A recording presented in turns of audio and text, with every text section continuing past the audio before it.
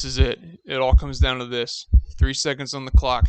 If we win this game, it'll be the stuff of legends. Our kids' kids will talk about this game and know it as the big one. So here goes nothing. What's up, dudes? We dropped one game, but that doesn't mean we have to turn this to a losing streak. In this video, we're going up against Kennesaw State, Colorado State, and UCONN. That's right. I'm hitting you with the trifecta. Let's take a look at our visit results from our last game. Since we lost, I'm not expecting big results. Yeah, we barely got anything. At most 210 points, and that's from a recruit we're not even targeting. We lost points for our game atmosphere, but there's nothing I can do about that at this point. Game atmosphere will start rising when we build up our program more. Not much has changed in the recruiting department. We're still holding steady with most of our recruits, but UTEP is not far behind in a lot of our battles. They're still the leader when it comes to Alexander Tellez. I decided to bring Mario Abe in for a visit against Washington State just because I like to do this thing where I take a look at where the top 10 recruits are heading as well as the top 10 quarterbacks, just for curiosity's sake. So the top 3 recruits are all wide receivers with incredibly high overalls. Then we have an OL, a tight end, a couple running backs, a defensive lineman, and another receiver. These are the top quarterbacks. Virginia is surprisingly in play for the number 4 guy, and Rice is in play for the number 9 guy. Georgia is currently the leader for 3 of the top 10 guys, which doesn't seem too surprising. Setting our game plan against Kennesaw State, they have a below average at best pass defense, which works well in our benefit.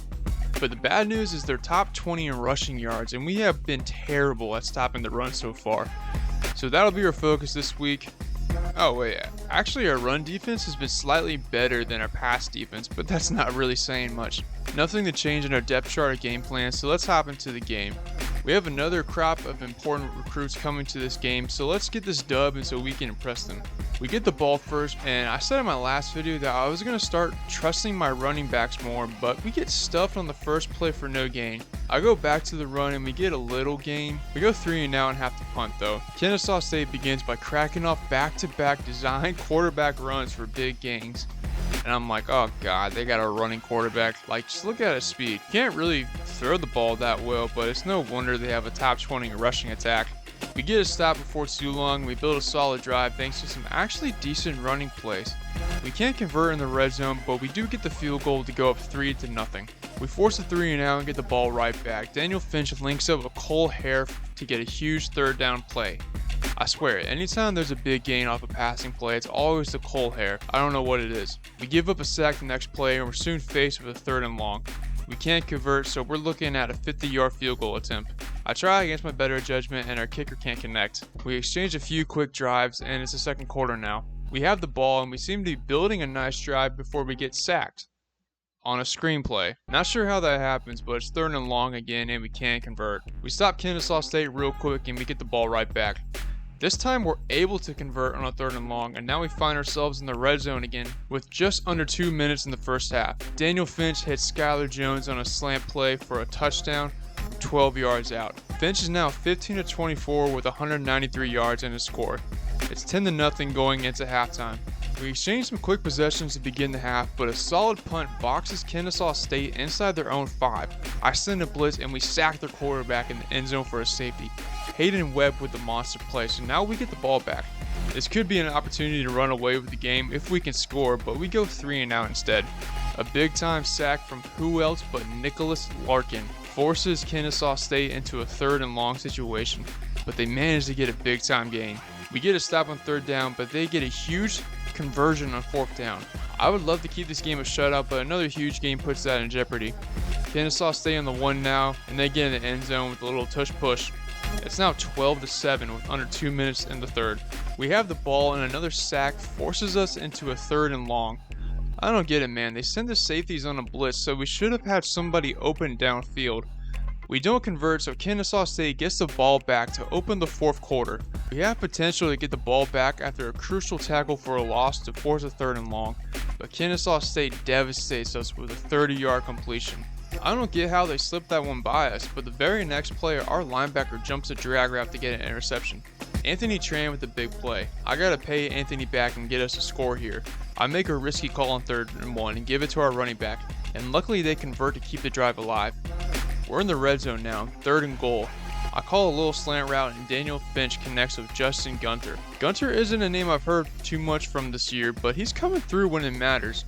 It's 19-7 now. In just a couple plays, Kennesaw State is already at the 50. They convert a big third down to keep their drive going and they cross into the red zone. I think they smell a comeback, but after a big score from them, that comeback is looking more likely. With 5.5 minutes left in the game, our objective now is just to play keep away. We're faced with 3rd and 10 and we need a big play and we get sacked again. What happened to our first game where we didn't give up any sacks? Can't be stuck in the past now because Kennesaw State is looking at a 4th and 6. This could put the game away if we stop them, but no. They convert. The quarterback then scrambles out for a whopping 15 yards. They're looking at another 4th and 6, but this time we get a stop. Hayden Webb making another big play. Now we can just run out the clock and that's game. We beat Kennesaw State 19-14. We had 409 total yards to their 348, 346 passing yards to their 229, and 63 rushing yards to their 119. They were a lot better on 4th down than they were on 3rd down. They just couldn't get those big 3rd down conversions. Those 4 sacks, man, they almost did us dirty. We would have had 24 more rushing yards if it weren't for them. Hopefully we see some change in that department. Oh man, looks like another defensive lineman goes out with an injury.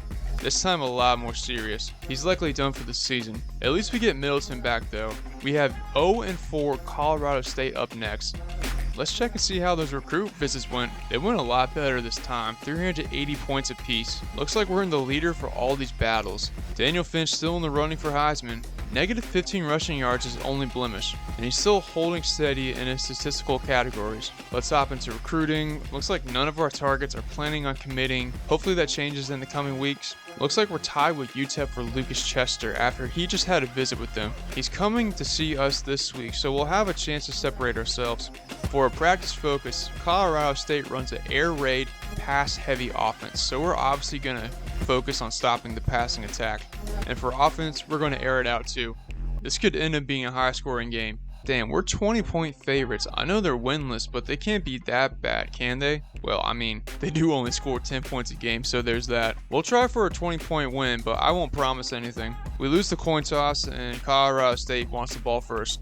I swear, we haven't won a single coin toss yet. What's going on with that? Colorado State gets a decent return on the opening kickoff. Early on, they're showing these 4 and 5 wideout packages, so they're definitely an air raid offense through and through. I sent a linebacker blitz, thinking I'm okay since I have 5 DBs in the coverage, but they crack going off for 48 yards and they're already inside the 10. I am now realizing this is going to be a long game. They obviously score, so they're up 7-0.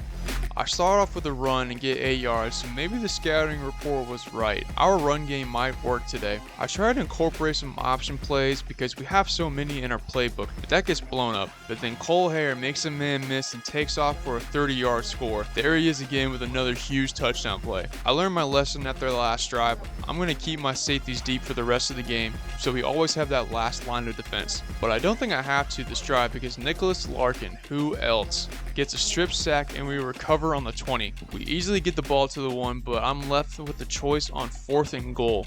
Go for the touchdown or just take the easy field goal. I decided just to take the points even though I really wanted to go for it. I hope that doesn't come back to haunt me later. Colorado State with the ball now. They convert a 3rd and 8 with the post route. I thought my safety would be there, but I guess not. These 5-out plays are going to bother me all game. They unleash 4 verticals for a 26-yard score. My best DB gives up the huge play. CSU goes up by 4, get the ball back, and I want to get comfortable using these option plays, but our first play this possession results in a fumble and Colorado State takes it right back to our 2. And then they score on the very next play. A new possession now and a chance to reset. We build a nice drive and it seems like we've left that fumble in the past. I call up what's been my favorite play so far and we cough it up again. So far this season, we've been doing a great job not turning the ball over. Now in back-to-back possessions, we fumble. This could be a huge swing for Colorado State. They march right down the field, and I'm scared they're going to bust this game wide open. Luckily, we get a stop and hold them to a field goal, so it's not as bad as it could have been. Our ensuing drive, CSU has trouble stopping us. A play action pass and a jet sweep set up Luke Roberts for a 13-yard touchdown run. I low-key feel like he's an underrated runner and that we should try to give him the ball more. When this game is over, I think I'm going to shorten my running back rotation. It's 24-17 now with Colorado State in the lead. They go 3 and out, so we get the ball right back. 2nd and 12 after a run for a loss. I call a quick slant just to regain some yards, but it turns into a huge play. Tristan almost takes off 47 yards and puts us in the red zone. Colorado State sends the house on a blitz and we get sacked the next play. An option play gets a couple yards back, but then we're sacked again, so we have to kick a field goal, which we thankfully make. We're now down by 4. Under 2 minutes in the first half, Colorado State inches up the field, but their quarterback misses a read and throws an interception.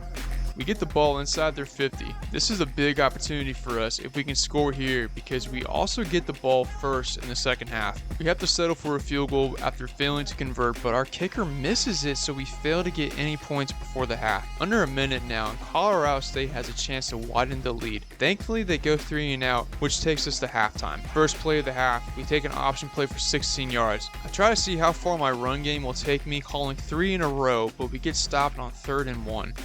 Colorado State with the ball now, and they come out swinging. It's pass. I don't think the running back even sniffs the field. They try to throw deep, and our safety Seth Estevez comes up with a pick. We can't do anything with this opportunity, so Colorado State gets the ball right back. They fail to get anything going, but their punt pins us on our 1, and we go 3 and out. They get the ball back with beautiful field position and easily get to the 10. A sack from Fernando Middleton, fresh off the injury, knocks them back a peg. For some reason, they decide to run 4 verticals from the 16, and Romeo Bowler picks it off in the end zone for a touchback. But again, we're unable to build anything off the turnover. A sack seals off our drive and we have to give the ball right back. It's the 4th quarter now, and the score is unchanged.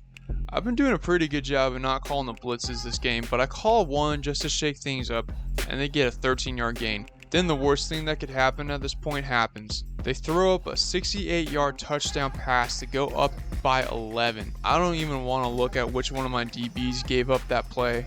I'm focused on getting us back in this game. Finally, our offense starts clicking. A few passing plays set Luke Roberts up for a 2-yard score. We go for 2 to make it a 3-point game, but we get stuffed at the line.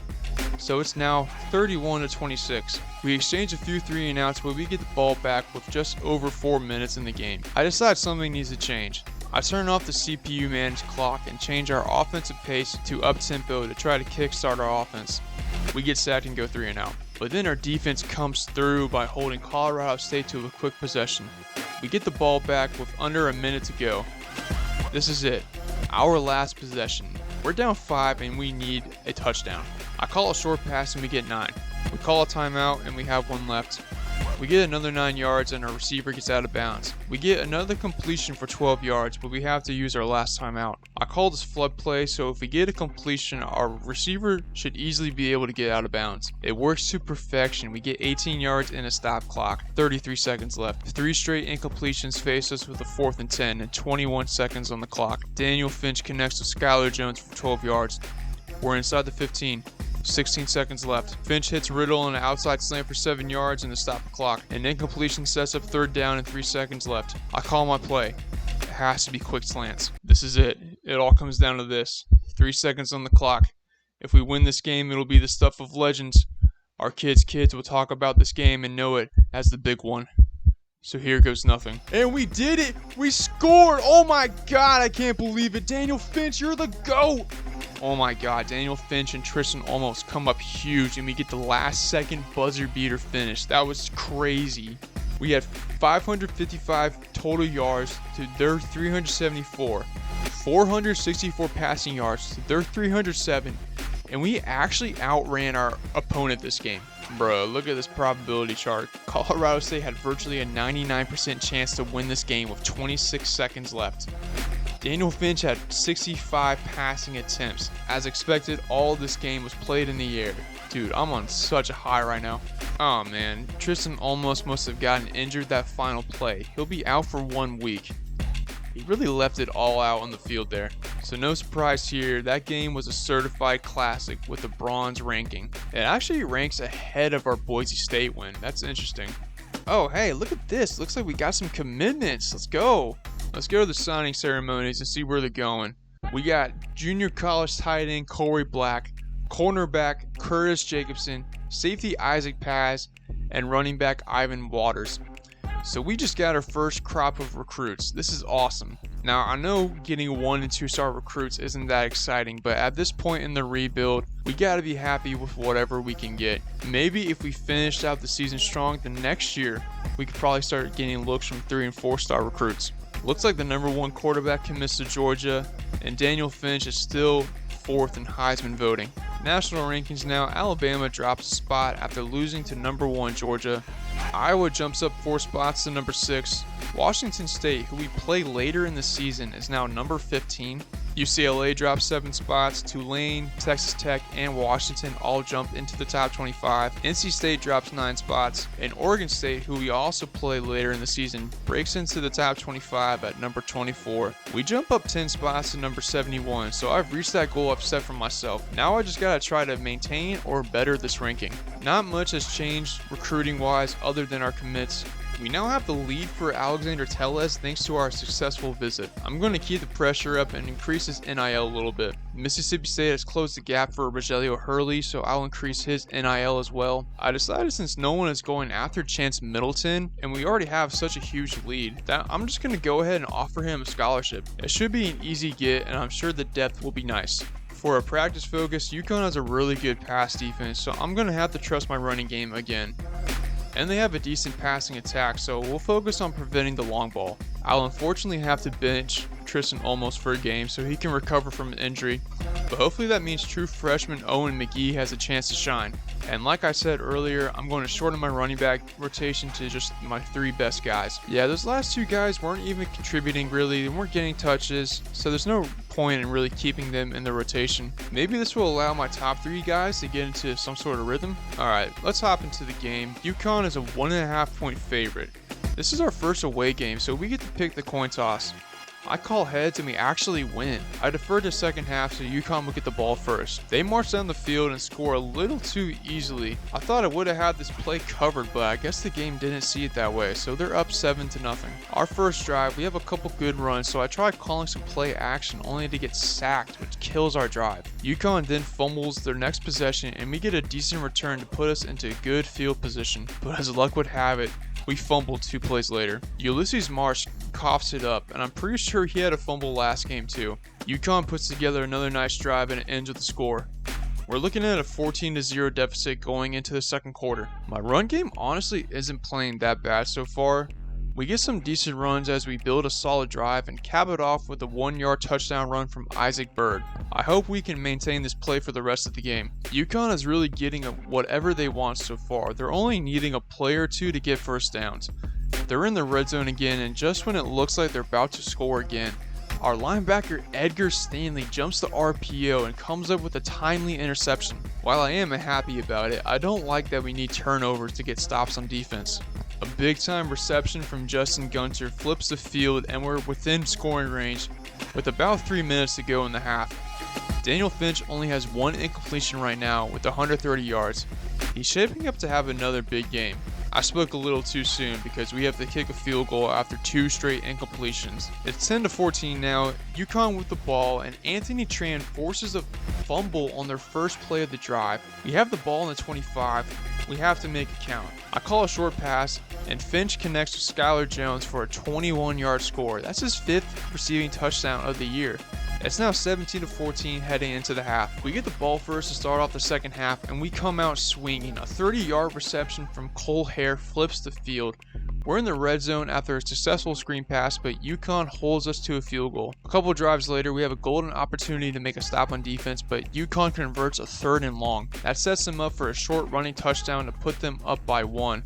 Going into the 4th quarter, UConn gets the ball back after a short possession by us. They're faced with another 3rd and long, and the quarterback tosses another interception. Safety Saul Bailey comes up with a clutch play.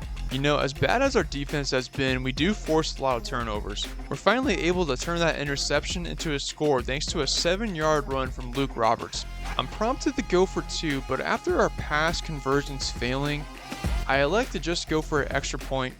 Hopefully this doesn't come back to haunt me, or every fraternity at New Mexico State will be calling for my head. It's 27-21 now. 5.5 minutes in the game. UConn plays this next drive very smart. They run the ball a lot to take off some of the clock, and we're helpless to stop them. A sack from Anthony Tran halts their momentum, but they convert another 3rd and long to score the next play. We're down 1 with 1 minute and 8 seconds left. All we need is a field goal. A couple crisp passes put us in good spot, but we're still slightly out of field goal range. 3rd and 10 now. I call for some slants. I figure even if we don't get the first down, a completion should put us within range, and that's exactly what happens. Finch connects with tight end Keith Berry, and we're looking at a 49-yard field goal. With only a 45% chance, I have no choice but to let it fly. And we get it. Our kicker comes up clutch, and we're up 2. Now all we need to do is play some deep coverage, and victory is... Oh. They just flipped the field. They really just did that. I mean, surely that's a fluke, and no, it's not. They just got 25 more yards. They're definitely in field goal range now, and they kick it, and it's good. So they just beat us by 1 point. That really just happened. We really just choked that. How did that happen? Well, I mean, our 69 rush yards to their 221 is probably a good place to start. I just can't believe that. Like, we win a nail biter last week and we lose a heartbreaker this week. Oh, so it's a gold rank game when we lose, but a bronze game when we win. That's cool. Damn, we have another player go down with an injury, this time an offensive lineman. He was a starter too, so that's gonna hurt. But at least we get Tristan almost back. No huge shakeup in the top rankings. Ole Miss jumps 4 spots to number 4. NC State jumps 7 spots to 15. And Syracuse goes from unranked to number 18. Ooh, our next opponent, Washington State, drops 12 points and out of the rankings. What? We dropped 18 spots? Are you serious? That couldn't have been that bad of a loss. I guess UConn was ranked lower than us, but they only move up 3 spots, so that's interesting. Since we have a bye week this week, I'm just going to do recruiting real quick and then sim to the next week and call it a day.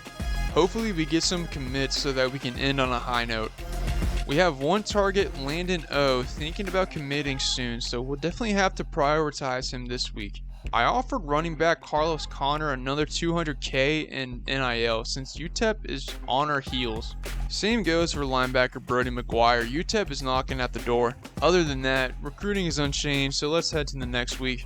So we do have a commitment. OL Tristan Bolden will be an Aggie next year. So at least we were able to end on a high note. Alright, next video we'll be facing off against Washington State, who is back up to number 18 in the rankings. Should be a good one. Alright, that's it for episode 3. I hope you guys enjoyed it. Leave a like if you did, and consider subscribing. Follow me over on X for updates about videos and live streams, and follow me over on Twitch, where I'm streaming a couple nights a week. I'm currently finishing up Pillars of Eternity 2, then I'm moving on to Avowed. If you missed the first 2 episodes, you can catch them in the corner right here. So with that being said, y'all take it easy, dudes. I'll catch you next time.